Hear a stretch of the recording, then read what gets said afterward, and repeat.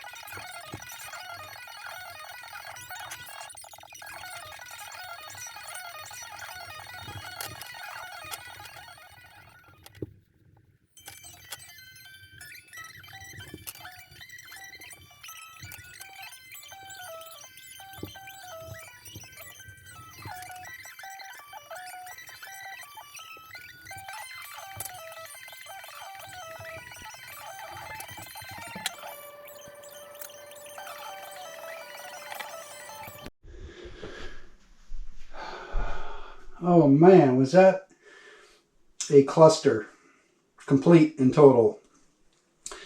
Without the grout spreader, the hard rubber tool, almost impossible. And there was grout everywhere. I can't believe it's not going to be completely destroyed. In summary, because I didn't have the right tool, the grout is too low, and I am not going to try to fix it at all. I'm just praying that this comes out okay. Probably in 10-20 minutes I'm going to wipe it down again. But the whole surface was just covered with grout. So it was real hard to get the grout off and leave it where it belongs. So anyway, we'll see how it comes out. I think it's probably going to be okay. And today I'm going to go down and get some pressure treated 4x4s because I need a spot to dry wood. I also need to make a property sign, which is exciting. This is now an official property. It has an address. 664. All right. All right, before I go to the store, I'm just going to hit this one more time. This will be the last time. Grout, I tell you, it's like something you always look forward to, but it never turns out the way you want it to. For example, you kind of want it to turn out to where there aren't any little marks like that all the way along, but they usually end up being there. Well, this place here I didn't even want to deal with because it was happening too fast. But I do have a whole half a box left, so I can do some fine tuning later. Anyway, this is just the last wipe down before I put this thing to bed.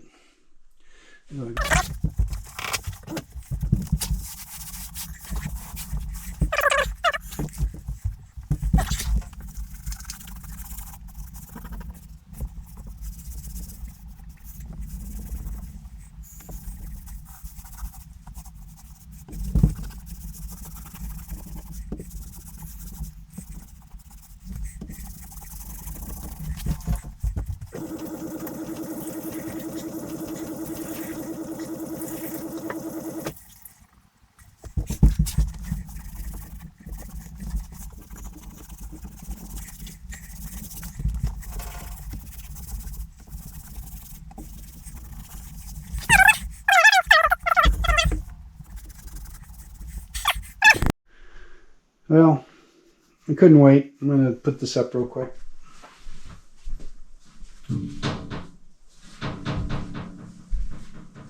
Fast forward.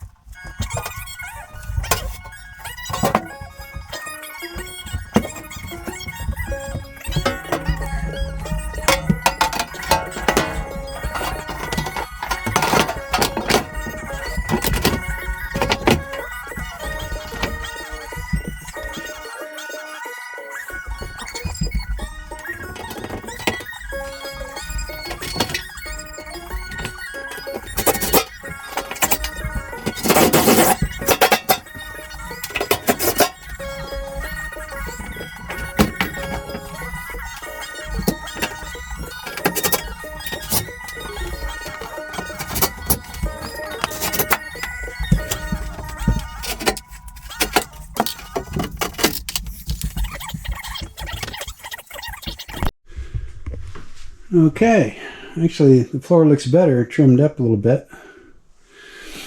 But it looks like that's going to be the way that's going to look. That's got to check with the planning department on that one. It's going to look that way for a while, I have a feeling. Unless I can figure out a way to cut fairly thick diamond plate straight. Alright, now I'm going to the store. Good afternoon. Alright, chimney progress. I got parts today. This guy here actually works pretty well. It's very flexible. It's a nice tight fit. I did have to cut it to get it to go on there, but that'll slide down to meet the roof on top. This is the top of the chimney. I got my telescoping 6-inch pipe, and I really like it. I'm really wishing I didn't buy these cheap 45s, but it's the way it's going to be. So this guy, actually, if you can believe it, you know, you're working on a 6-inch chimney and you buy a 6-inch part and they actually go together. And that's the way you would expect this stuff to work. This is actually pretty nice. Probably just scratched it. But that'll telescope up to my first 45. So my two 45s go together, of course. You know, these are adjustable from 90 to 45, or actually any angle you want. So I have this straight right now. So male down, female up. Everything fits all the way to Duravent. Remember Duravent? They're the ones that only connect to themselves. So this Duravent does fix to the Duravent ceiling support box, which is important. That's a nice good fit. Female down, male up. So now I got male down, and here I have female up. Male down, female up. Guess what? No, they don't fit.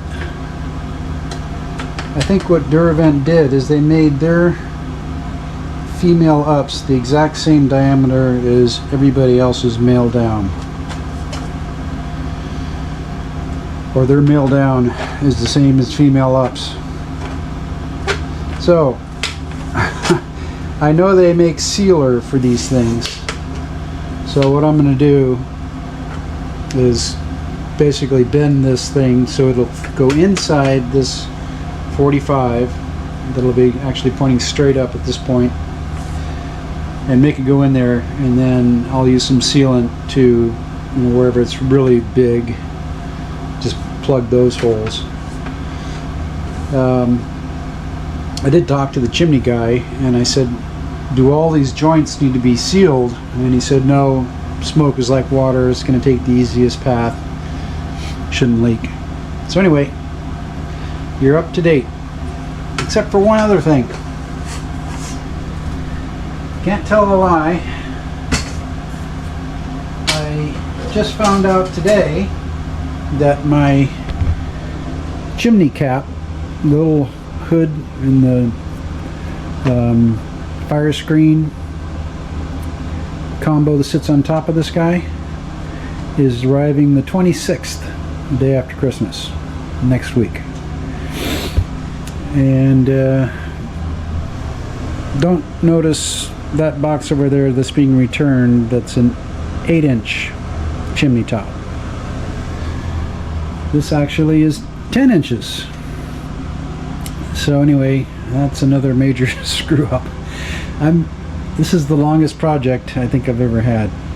But right now, I actually have everything I need to make one last hole in the roof.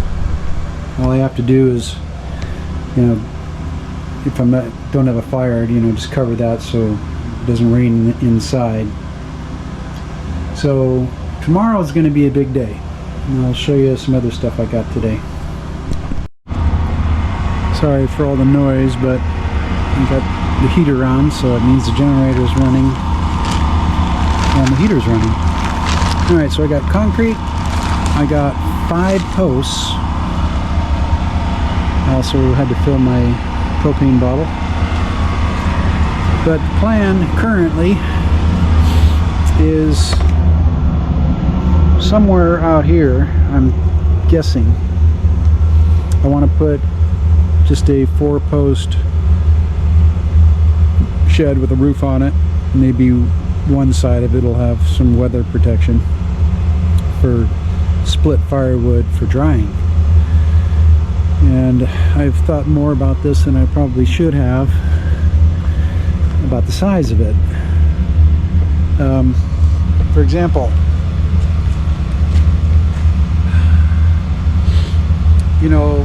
aluminum or cover, the corrugated stuff, they're all coming 4x8 sheets, and we want it to cover, we want to keep the rain off the wood. So right now I'm leaning towards a platform, just 4 posts that are, the logs that fit in that fireplace are 18 inches. So I'm going to try to cut everything at 18 or a little bit less, which means a stack of 18 and a stack of 18 is 36 inches.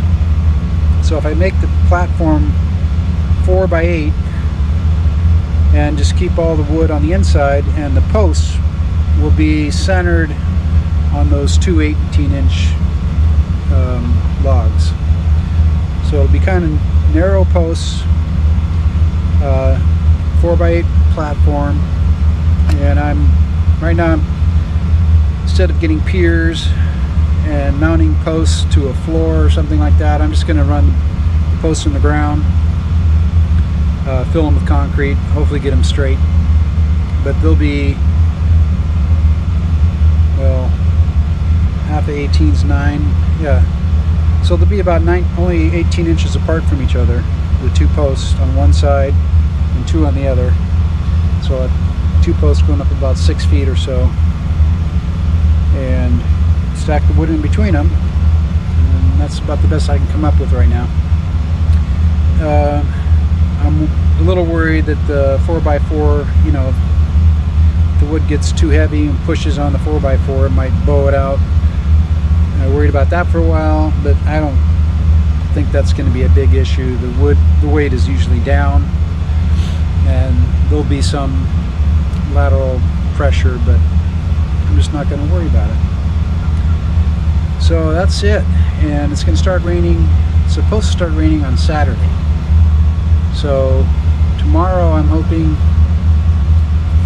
to get a lot done, and I'm trying to decide if I should try to get something done now, because I still have an hour and a half or so.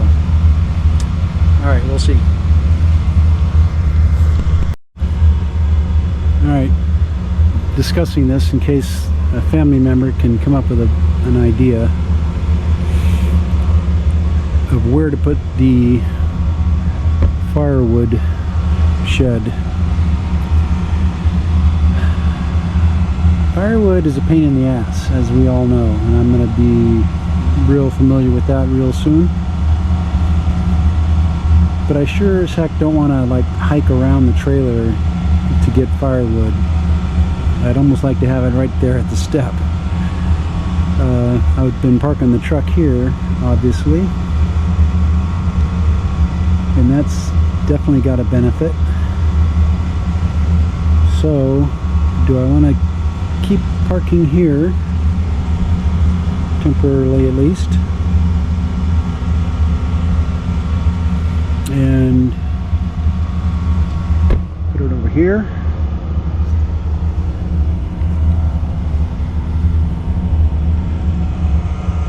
Behind the trailer? Next to the trailer? I don't know how wide that awning is. I mean, it could give some rain support.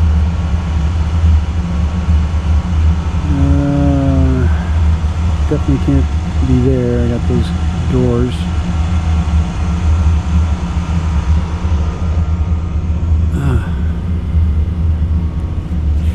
There's nothing level, of course.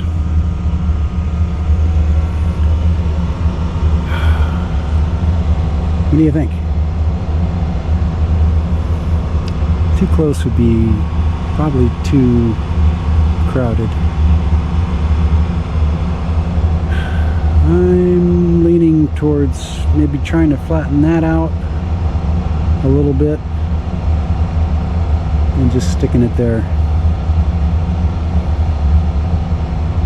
Alright, let's get the excavator. Well, I gotta tell you, that generator now that's pumping 120 amps into the battery works very well. Went from 55% to 96% in 2 hours. That's pretty good. And those are, what are those? 560 amp hour batteries. So that's not bad. I need to think about this more because it's not a big deal, but I do want to kind of think about it more. So I'm going to wait till tomorrow. And today I'm just going to finish off by burning the wood or the boxes that the shipments came in today.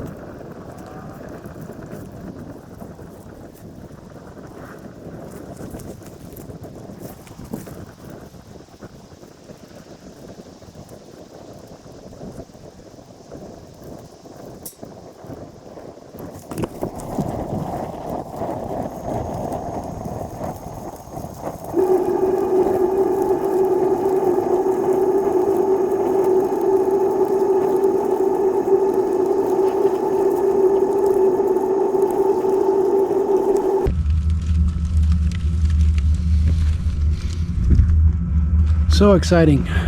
See you guys tomorrow. Big day.